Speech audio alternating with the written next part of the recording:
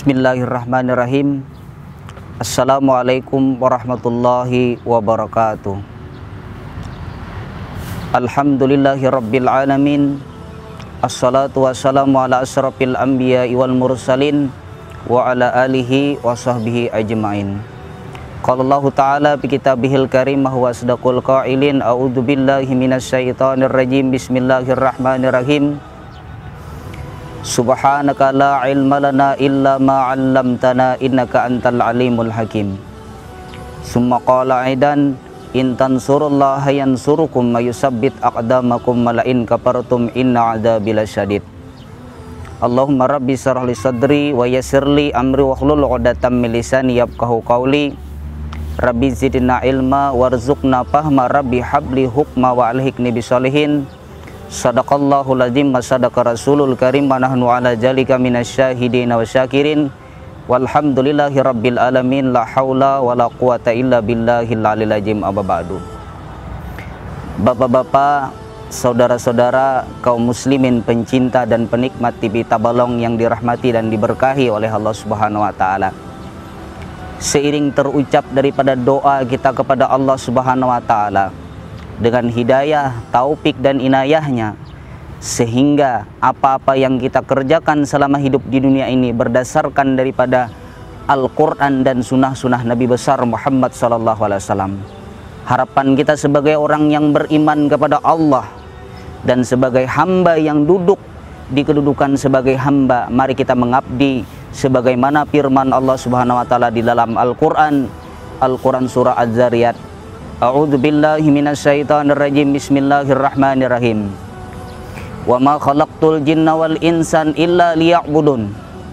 Dan tidaklah kuciptakan jin dan manusia kecuali semata-mata untuk menyembah kepada Allah Subhanahu wa taala.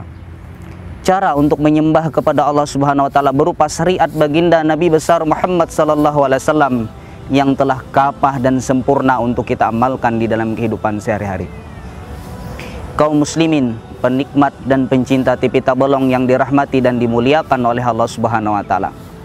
Kemudian daripada itu, salawat dan salam selalu tercurah keharibaan junjungan kita Nabi besar Muhammad sallallahu alaihi wasallam. Allahumma shalli ala sayyidina Muhammad wa ala ali sayyidina Muhammad. Dengan kecintaan kepada beliau begitu banyak di dalam hati dan sanubari kita, semoga Allah tanamkan di dalam hati sanubari yang paling dalam Allah dan Rasulnya di atas segalanya. Sebagai orang yang beriman, tentu apa yang diajarkan oleh Nabi besar Muhammad SAW tentang kebenaran ajaran agama Islam, baik itu yang termaktub di dalam Al-Quran maupun sunnah-sunnah baginda Nabi besar Muhammad SAW, patutlah kita senantiasa amalkan di dalam kehidupan sehari-hari. Mari kita merenung sebuah firman Allah Subhanahu wa taala di dalam Al-Quran yang sering kita baca di dalam kehidupan sehari-hari, bahkan bagi kaum muslimin adalah surah Al-Kahfi yang menjadikan pedoman kita setiap malam Jumat, di hari Jumat atau selain daripada hari-hari tersebut untuk sebagai bahan renungan kita mengabdi kepada Allah Subhanahu wa taala. Bismillahirrahmanirrahim. Faman kana yarju liqa'a rabbih falyamal amalan shalihan wa la yusyrik bi ibadati rabbih ahada. Ketika orang berharap dan berkeinginan bertemu dengan zat yang mulia, harapan kita tiada lain adalah amal soleh yang kita persiapkan di hadapan Allah Subhanahu wa taala. Buah kita menerpa amal ibadah selama hidup di dunia ini dengan amal dan iman yang bertakwa kepada Allah Subhanahu wa taala. Mari kita renungkan berbagai macam hadis-hadis Nabi besar Muhammad sallallahu alaihi wasallam yang dikumpulkan di dalam kitab Sahih Bukhari, Sahih Muslim, Musnad Imam Ahmad bin Hambal, Ibnu Majah, yang kesemuanya itu adalah mengatur pola hidup kita agar semakin baik. Bila semakin baik pekerjaan orang yang beriman, bila semakin baik akhlak yang dituturkan lewat daripada tutur kata, maka Allah pasti akan menjawab dengan kebahagiaan kita di dunia ini. Kebahagiaan kita di dunia didapat apabila orang-orang yang beriman yang pertama adalah menginginkan hidup bersama dengan kehidupan ala Rasulullah. Inilah yang kita dambakan. Kemudian kebahagiaan di akhirat adalah jaminan yang pasti bagi Allah Subhanahu wa taala bagi orang-orang yang beriman dan beramal soleh. Dua kata tersebut mencakup daripada kehidupan yang begitu banyak. Apabila orang beriman kepada Allah, maka pasti amal solehnya akan ditingkatkan oleh Allah Subhanahu wa Ta'ala. Apabila mereka beriman kepada Allah Subhanahu wa Ta'ala, yakin dan percayalah janji Allah Subhanahu wa Ta'ala kepada orang-orang yang beriman itu tepat dan ditepati. Marilah kita memberikan sebuah ungkapan. Di dalam risalah yang kecil kita akan membahas sebuah hadis Rasulullah SAW yang memotivasi untuk kita orang-orang yang beriman. Dengan judul kajian kita pada hari ini adalah haula ilahum qulubu haula ilahum baitun wal qusuru fil jannah. Artinya di dalam kehidupan orang-orang yang beriman, siapa-siapa mereka yang di dalam kehidupan mereka mendapatkan rumah dan istana di dalam surga.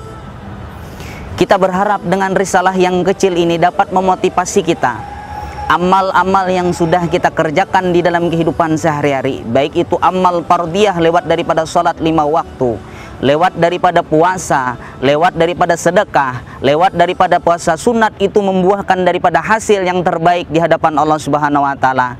Yang pertama, kalau orang-orang yang beriman itu menginginkan untuk mempunyai rumah di dalam sorga berdasarkan hadis Nabi besar Muhammad SAW dengan istana, minimal yang pertama yang harus kita kerjakan adalah sebagaimana hadis Nabi besar Muhammad SAW, man bana masjidan ia betagi biwajhillahi ta'ala banallahu baitam fil jannah. Orang yang berkeinginan ketika ingin membangun ataupun membikin sebuah masjidnya Allah Subhanahu wa Ta'ala, tapi kena dengan tujuan daripada mengharap ridha Allah Subhanahu wa Ta'ala, dengan seperti inilah Allah janjikan pasti kepada orang-orang yang beriman untuk mendapatkan daripada rumah berdasarkan daripada istana yang megah dan senantiasa dalam keadaan kesenangan ketika mereka berada di dalam rumah tersebut. Marilah kita lanjutkan pada sesi yang kedua. Harapan kita bertahan, semoga Allah memberikan jalan-jalan kebaikan di dalam kehidupan dunia ini. Amin, Allahumma amin.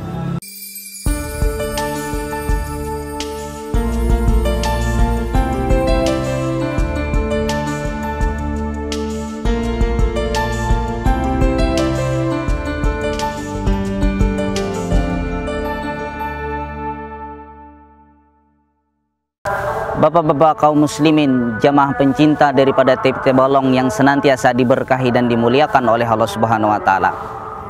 Marilah kita lanjutkan pada hadis yang kedua.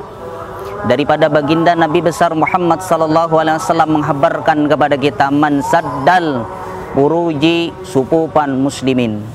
Barang siapa, kata baginda Nabi besar Muhammad SAW, yang meranggangkan, memberikan tempo, memberikan keleluasan daripadanya tempat yang kosong untuk orang beribadah kepada Allah Subhanahu wa Ta'ala sesama kaum muslimin, maka walhasil Allah pastikan daripadanya kemuliaan untuk orang-orang yang beriman tersebut mendapatkan istana dan rumah di dalam surga.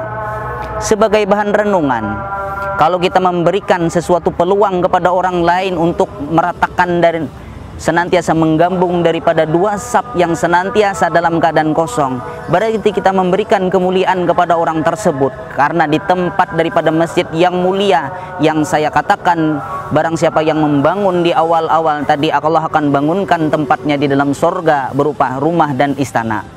Penggabungan hal tersebut di dalam bahasa kehidupan kita orang-orang yang beriman, orang yang senantiasa masuk ke tempat rumah daripada Allah Subhanahu wa Ta'ala pasti sama dalam keadaan sujud kepada Allah Subhanahu wa Ta'ala. Karena tempat yang paling mulia di permukaan bumi adalah rumah-rumah Allah Subhanahu wa Ta'ala yang dijadikan tempat sujud orang-orang yang beriman untuk senantiasa mengeluh, untuk senantiasa mencari permasalahan-permasalahan hidup ini agar dapat terselesaikan di dalam kehidupan kita sehari-hari. Kaum muslimin pencinta daripada TTP Tabalong yang senantiasa diberkahi dan dimuliakan oleh Allah Subhanahu wa Ta'ala. Yang ketiga, yang menjadikan daripada orang-orang yang beriman tersebut mendapatkan daripadanya buah daripada amal soleh yang ia kerjakan selama hidup di dunia adalah buah daripada rumah dan istana di dalam surga adalah al-muhafazatu ala salawatir rawatib. Orang-orang yang beriman yang dalam keadaan memelihara waktu-waktu daripada salat-salat sunat rawatib. kita merenung. Ada ungkapan salah satu daripada sahabat Rasulullah Sallallahu Alaihi Wasallam yang bernama Abu Bakar As-Siddiq. Beliau dimuliakan oleh Allah Subhanahu Wa Taala lantaran kenapa? Beliau adalah orang yang paling jujur, orang yang paling tua, orang yang paling dewasa tapi bijaksana di dalam kehidupan sehari-hari. Beliau pernah berkata, "I'lam, ketahuilah, annal amala bil laili la yaqbalu alaihi bin nahari." Pekerjaan amal baik yang kau kerjakan di siang hari, ada kalanya di malam hari kau tidak mampu mengerjakannya. Tapi sebaliknya, ada kalanya amal di malam hari, kalau kau tidak kerjakan maka di siang hari dalam keadaan rugi. Sebagai bahan renungan, yang saya katakan di awal tadi, hadis yang ketiga, barang siapa yang memelihara tentang salat-salat sunat rawatib, maka Allah pasti janjikan kepada orang-orang yang beriman untuk mendapatkan daripadanya rumah dan senantiasa istana di dalam surga. Nabi membagi kriteria daripada salat sunat rawatib. Yang pertama adalah 4 daripadanya rakaat sebelum daripada salat asar. Bahkan dalam hadis Nabi besar Muhammad sallallahu alaihi wasallam yang lain, salah seorang sahabat Nabi sallallahu alaihi wasallam yang sangat mulia, yang Allah pun memberikan keutamaan salah satu firman-Nya di dalam Al-Quran khusus untuk Sayyidina Umar bin Khattab, "Toha ma anzalna alaikal Qur'ana litashqa." Sesungguhnya berimannya daripada Sayyidina Umar bin Khattab radhiyallahu anhu berkat daripadanya ketika beliau mendapatkan dan mendengar firman Allah Subhanahu wa taala di dalam surah Toha tersebut. Ini memberikan sesuatu wanti-wanti kepada kita, mahalnya salat sunat rawatib 4 rakaat sebelum daripada asar itu lebih mahal daripada dunia seisinya. Kenapa hal demikian tersebut dilakukan oleh Sayyidina Umar bin Khattab? Pada suatu masa di zaman baginda Nabi besar Muhammad sallallahu alaihi wasallam, beliau mempunyai perkebunan yang sangat luas. Di dalam tarikh sejarah Islam ada yang mengatakan sampai daripada 7 hektar daripadanya tanaman daripada pohon korma beliau. Tapi pada masanya beliau pernah 2 rakaat tertinggal masbuk bersama baginda Nabi besar Muhammad sallallahu alaihi wasallam, dan 4 rakaat daripada qobliyah daripada sholat asar beliau tertinggal.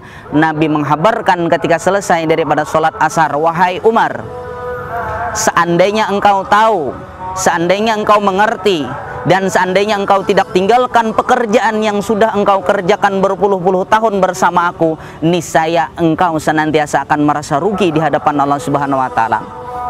Kenapa pemirsa yang budiman, yang dirahmati dan dimuliakan oleh Allah Subhanahu wa taala? Nabi menjanjikan kepada orang-orang yang qobliyah daripadanya 4 rakaat sebelum daripada asar adalah, seandainya kau punya dunia seisinya, kau tidak akan mampu membayar pahala bagi orang-orang yang beriman yang mampu melakukan hal tersebut, di mana ketika orang-orang yang beriman tidak mampu melakukannya. Kaum muslimin jamaah Jumat yang senantiasa diberkahi dan dimuliakan oleh Allah Subhanahu wa taala. Yang kedua adalah salat qabliyah daripadanya maghrib. Walaupun ini pada dasarnya bukan sunat yang dianjurkan, tapi terkadang kita senantiasa untuk menunggu daripada jamaah-jamaah untuk masuk ke tempat masjid, ada kalanya lebih utama untuk senantiasa mengerjakan daripadanya qabliyah daripada maghrib. Kemudian yang dianjurkan oleh baginda Nabi besar Muhammad sallallahu alaihi wasallam lagi adalah ba'diyah daripada isya, sampai kepada 4 rakaat daripada sebelum zuhur, yang kesemuanya itu adalah salat sunat rawatib 12 rakaat yang apabila kita kerjakan, yakin dan percayalah kaum muslimin di hadapan Allah Subhanahu wa taala akan mendapatkan daripadanya rahasia-rahasia yang dijanjikan oleh Allah Subhanahu wa taala. Karena pada dasarnya sesuatu yang tidak kita ketahui bahwa Allah memberikan yang terbaik untuk orang-orang yang beriman. Contoh daripada itu, surga belum pernah kita lihat, surga belum pernah kita renungkan, surga belum pernah kita senantiasa nikmati, tapi ketika dijanjikan kepada orang-orang yang beriman, basira wa nadhira, berikanlah peringatan kebaikan dan larangan-larangan serta peringatan-peringatan untuk menjadikan buah hasil beribadah selama hidup di dunia ini, bahwa surga itu adalah kenyataan bagi orang-orang yang beriman dan beramal soleh. Kaum muslimin jamaah yang senantiasa diberkahi dan dimuliakan oleh Allah Subhanahu wa taala, sesibuk apapun kami berharap kepada diri kami dan kaum muslimin yang mendengar Mari kita sama-sama melakukan hal-hal yang diajarkan oleh Rasulullah SAW agar tumbuh di dalam sifat pribadi kita bahwa sunnah Nabi besar Muhammad SAW adalah pelengkap hidup. Syariat yang wajib adalah kebenaran daripada ajaran agama Islam agar hidup kita penuh dengan arahan baginda Nabi besar Muhammad SAW. Amin. Allahumma amin.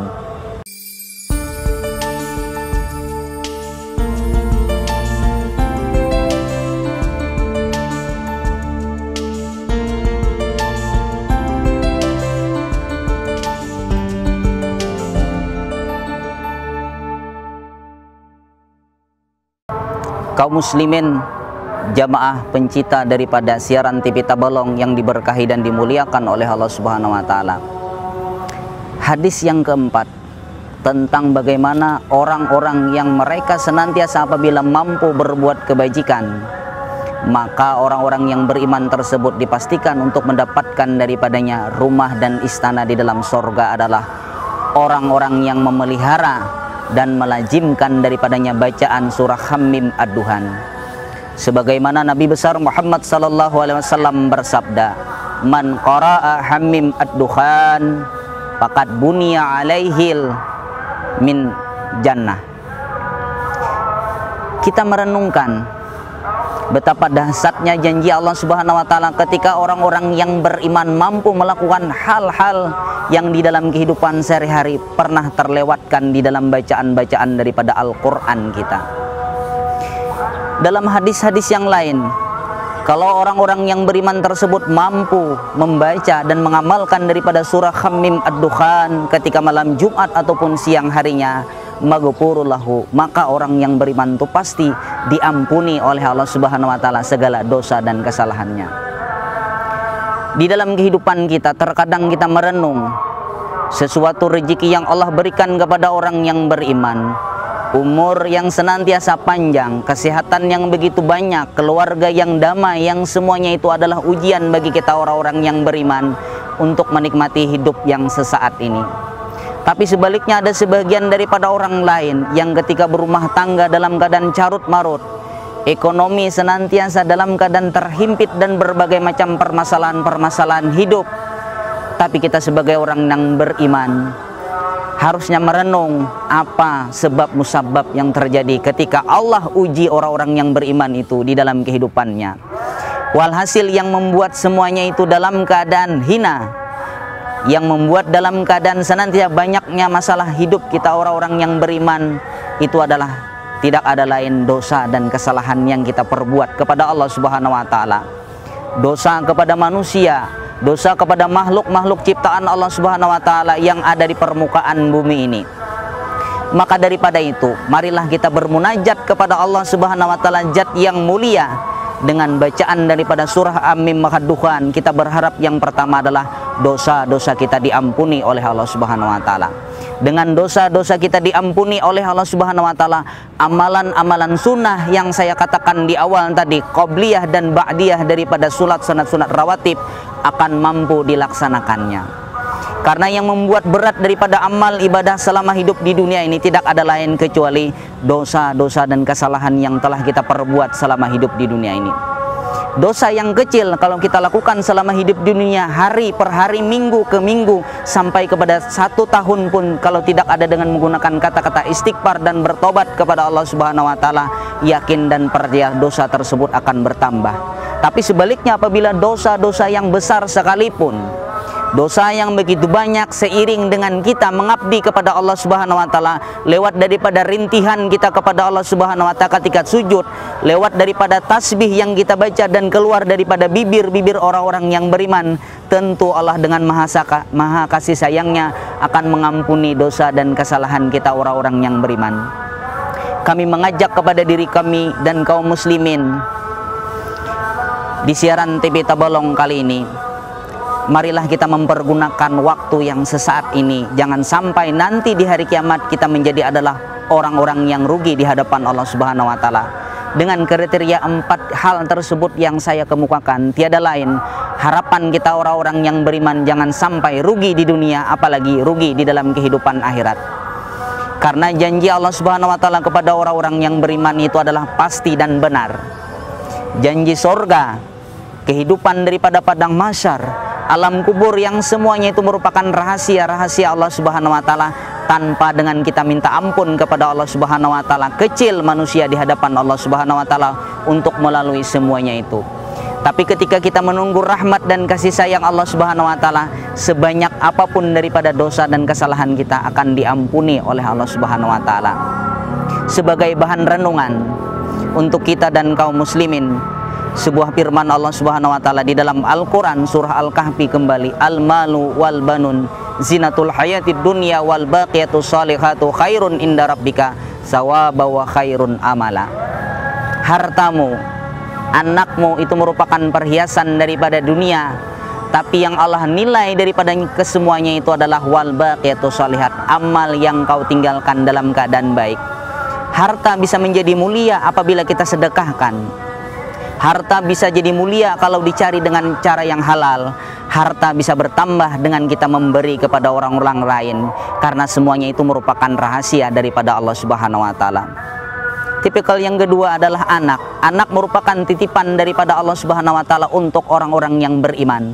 Tapi ada kalanya anak tersebut jadikan dambaan orang-orang yang beriman di dalam doa kita. Rabbana hablana min azwajina wa dzurriyyatina qurrata ayun waj'alna lil muttaqina imama. Ya Allah, jadikan daripada juriat-juriat putra-putra kami dan putri-putri kami senantiasa menyenangkan kedua belah mata.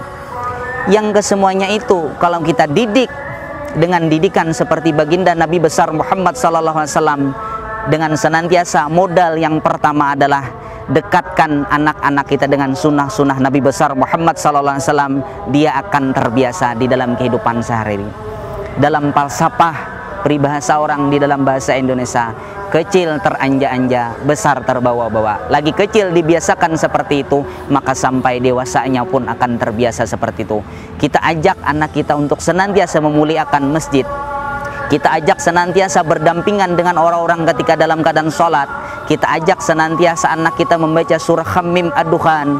Kita ajak senantiasa untuk melaksanakan sholat-sholat rawatib yang dikerjakan oleh baginda Nabi besar Muhammad SAW. Maka dipastikan keluarga itu adalah dambaan orang-orang yang beriman. Seperti dalam sabda Nabi, baiti jannati, rumahku adalah surgaku. Kaum muslimin, jamaah penikmat TV Tabalong yang senantiasa diberkahi dan dimuliakan oleh Allah Subhanahu wa taala.